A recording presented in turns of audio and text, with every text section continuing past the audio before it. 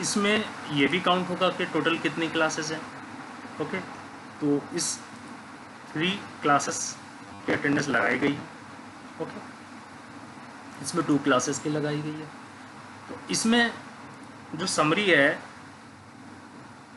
वो दोनों तरह की काउंट की जा सकती है। अगर सब्जेक्ट वाइज करना है तो वो स्टूडेंट उस दिन अब्सेंट माना जाएगा उस सब्जेक्ट में, अगर वो अब्सेंट था। लेकिन अगर सपोज कीजिए कि यहाँ पर हमने उसको अब्सेंट लगा दिया है थर्ड डे पर,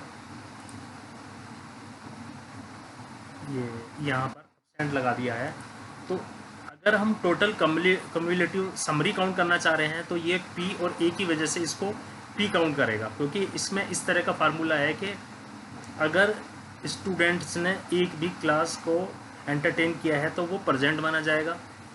लेकिन अगर हम सब्जेक्ट वाइज करना चाहें तो सब्जेक्ट वाइज भी इसमें यहाँ पर अवेलेबल है, सब्जेक्ट वाइज यहाँ पर अवेलेबल है। ओके, और अगर हम कंसोलिडेट करना चाहें वो स्टूडेंट के एटलीस्ट एक सब्जेक्ट में प्रेजेंट था तो वो भी इसके अंदर फीचर है। उसके बाद इसके अंदर एक फीचर ये है जो हमने आपको अभी बताया था कि फोर्टनाइट समरी यहाँ पर आएगी।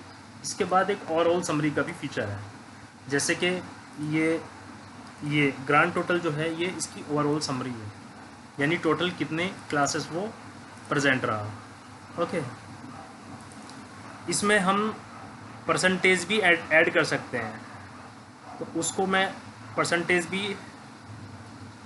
ऐड कर देता हूँ कि ऑटोमेटिकली स्टूडेंट का परसेंटेज आपके सामने शो होगा। ओके, उसको मैं ऐड करने के लिए उसका तरीका आपको बता देता हूँ। उसका ऐड करने का यहाँ परसेंट अटेंडेंस,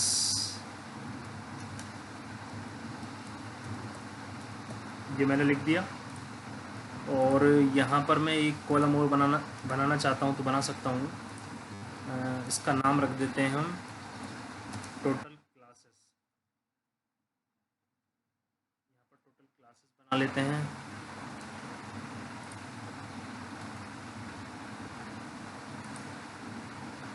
इसको मैं सेम फॉर्मेट में ही कर देता हूँ।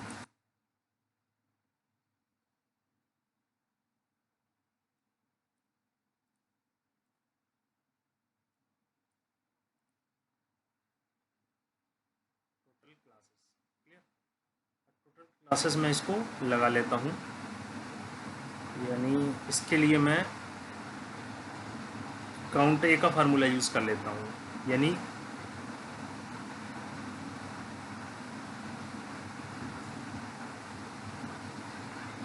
काउंट ए का फार्मूला यहाँ पर हम यूज़ नहीं कर सकते हैं, क्योंकि हर सेल फील्ड है, ऑटोमेटिक सारे सेल फील्ड है, तो ये उसको हर सेल को काउंट कर लेगा। इसलिए हम इसका काउंट एक उसका फार्मूला नहीं लगा सकते, बल्कि हम इसके लिए कोई दूसरा फार्मूला यूज़ करेंगे, और वो फार्मूला होगा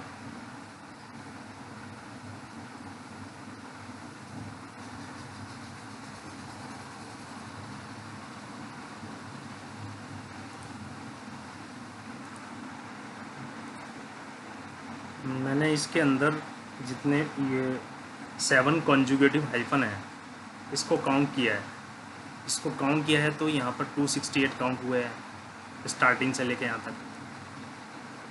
ओके, क्योंकि इसमें 4 मैंने फिल किए थे एग्जांपल के लिए। सिमिलरली इस तरह से हमने यहाँ भी किया है, तो यहाँ हम देखते हैं 273, यानी कि इसके अंदर हमें प्रूव हो गया कि 273 इसके अंदर जो है टोटल नंबर ऑफ सेल्स है। ओके, तो हम इसमें ये फाइंड आउट कर सकते हैं कि जैसे यहाँ 268 है, तो इसका मतलब ये है कि जब हम इसको 273 में से माइनस करेंगे तो ये आएगा 5। क्लियर। ओके, जैसे 1 2 3 4 5, तो हमें क्लियर हो जाएगा कि 5 क्लासेस एंटरटेन हुई है, भले वो अब्सेंट हो या प्रेजेंट हो। ओके, क्योंकि हाँ हमारा एम है टोटल क्लासेस को फाइंड करना। तो हम फार्मूला चेंज कर लेते हैं, तो टोटल जो है ये हमारा हो जाएगा, टोटल क्लासेस का फार्मूला जो है हमारा, ये तो टोटल हाइफन का फार्मूला है, यानी इसको जो है 273 में से माइनस कर देंगे, 273 माइनस, तो ये आपका 5 आ गया। अब इसको हम जो है इसको नीचे तक अप्लाई कर देता हूँ। ये मैंने इसको नीचे तक अप्लाई कर दिया। ओके, अब यहाँ पर ये टोटल क्लासेस काउंट हो रही है। परसेंटेज अटेंडेंस निकालने का तरीका is equal to total grand total dividing by total class, तो साथ में इसकी मल्टीप्लाई मैं 100 से कर देता हूँ। 100 से मैंने इसकी मल्टीप्लाई कर दी तो 80% इसके लिए ये फार्मूला है। ठीक है, मैं इसको ड्रैग कर लेता हूँ और अब देखिए ये डिवीज़न एरर है क्योंकि कोई उसमें वैल्यूज़ नहीं है और 0 से हमने डिवाइड कर दिया है। तो इसका क्या मेथड होता है, इसके लिए हम एक्सेल में इफ एरर लगाते हैं। इफ एरर, ओके, ये वैल्यूज़ यानी जब भी इफ एरर आएगी तो ये उसको ब्लैंक कर देगा। ठीक है, अब हम क्या करते हैं, इसको ड्रैग करते हैं। तो हमने ड्रैग किया इसको, आपने देखा जहाँ भी एरर आ रही थी वहाँ पर क्या हुआ, वहाँ पर ये इसको ब्लैंक कर देगा। क्लियर, तो ये परसेंटेज अटेंडेंस हम निकाल सकते हैं। अब ये जो परसेंटेज अटेंडेंस नीचे वाली 100 है, ये 100 इसलिए है क्योंकि हमने एक क्लास ही उसकी एंटर की है और उसी क्लास में हमने उसको प्रेजेंट माना है, तो एक आउट ऑफ एक, तो इसलिए वो 100 शो है। ये देखिए, क्लियर। तो ये आपके सामने वेरीफाई हो गया कि आप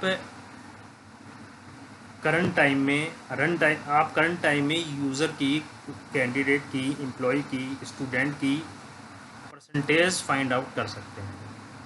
ये देखिए,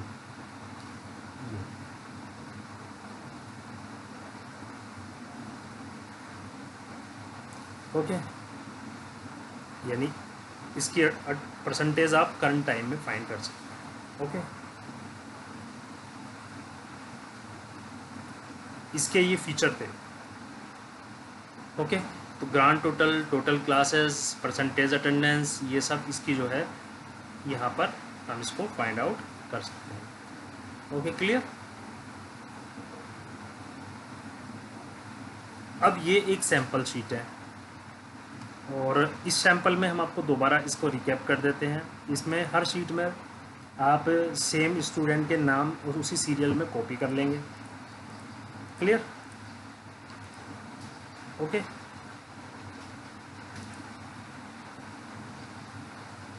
ठीक है, और मैं आपको एग्जांपल दिखाता हूँ। देखिए, जैसे फॉर एग्जांपल स्टेटस जो है regular, enrolment number 1, name 1, father name 1। ये देखिए, अब आप देखिए, आपने एंटर किया इसको और आपके पास ये data 1, 2, subject 3, subject 4, subject 5, subject 6, subject 7। Okay, में इस तरह से अवेलेबल होगा। ठीक है,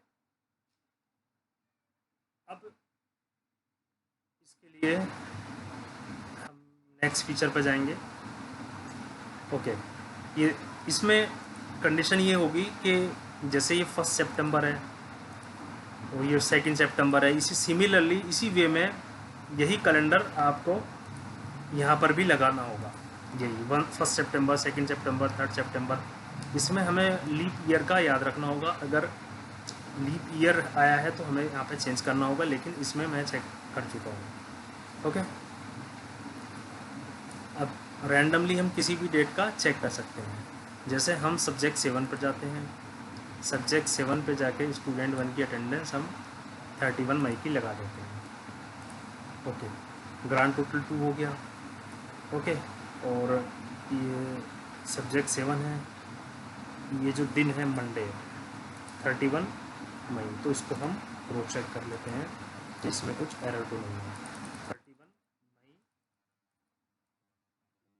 31 मई मंडे, यानी ये कैलेंडर जो मैंने लगाया है वो कैलेंडर बिल्कुल ठीक है। ओके, अब ये चूँकि एक सैम्पल शीट है, अब मैं क्या करूँगा, मुझे स्टूडेंट्स के नेम एंटर करने हैं और दूसरे इसमें क्लासेस के नाम ऐड करने हैं। जैसे फॉर एग्जांपल ये शीट है, इसको मैं बीएससी सेकेंड ईयर के लिए रखना चाह रहा हूँ, तो इसमें मैं बीएससी सेकेंड ईयर के स्टूडेंट के नेम एंटर कर दूँगा। ओके,